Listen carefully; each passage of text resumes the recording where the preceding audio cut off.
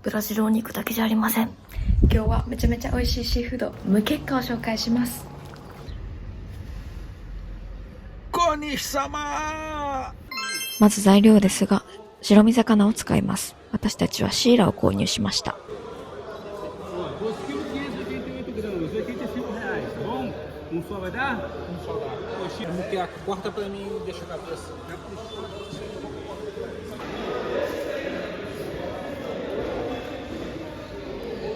ちなみにですが、ブラジルのレストランでは魚料理の魚の種類の表記がありません。例えばこんな感じです。日本のメニューだったら絶対表記してるところですが、だいたい白身魚なので気にしてないそうです。これはモケッカです。では早速作っていきます。Você pegar aquele coentro, os dois que tem ali, botar dentro dessa travessa aqui e encher de água pra mim. Qual dois? Orange. Cumim? Cumim. Ah, cumim. Ah, ok. Cumim and páprica. No caldo da moqueca, que eu vou te ensinar a fazer agora, aqui, ó, aí você bota mais um pouquinho de cebola aqui em cima. Pai tava falando que antes. これはモケッカです。Corou moqueca diz. Corou moqueca diz. That's perfeito. Tá vendo? Aí aqui ela vai dar a aguinha. Moqueca não se mexe. Assim, é aquela coisa que eu sempre falo com a Haruka. Você tem que coar, né? Não, mas eu tô falando, só jogar aqui, coar no prato aqui mesmo. Isso.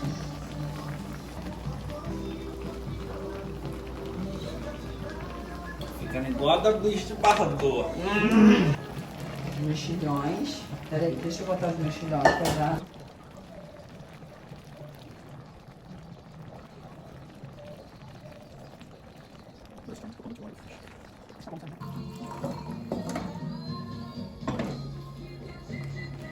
Desliga a muqueca para o peixe não desmanchar. Entendeu? Aqui você vai mexer.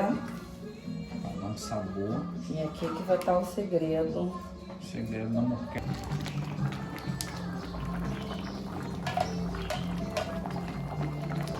A minha preta lembra, mãe, ela sempre existe para realçar o sabor.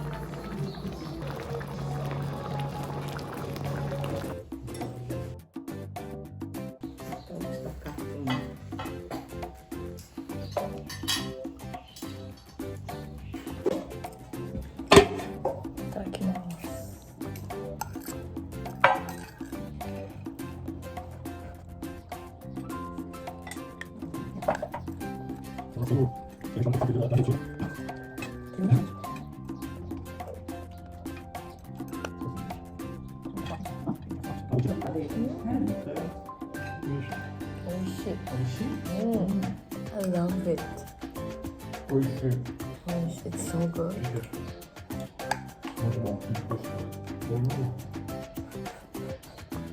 Oishi. Umai. Yabai. Yabai.